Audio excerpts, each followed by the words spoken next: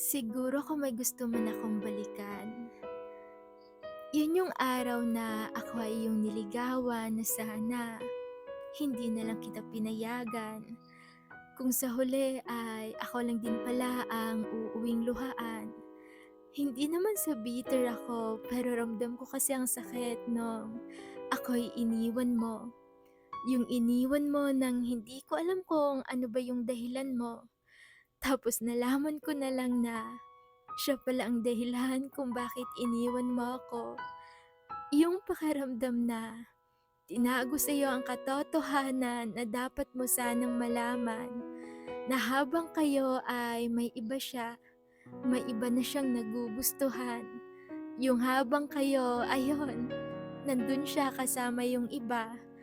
Pero minsan no, hindi mo talaga maiwasan na tanungin yung sarili mo kung bakit naman naging ganyan, na ginawa mo naman ang lahat pero kulang pa rin, na ginawa mo naman yung best mo para makontento siya sa'yo, pero iba pa rin talaga ang hanap ng taong mahal mo.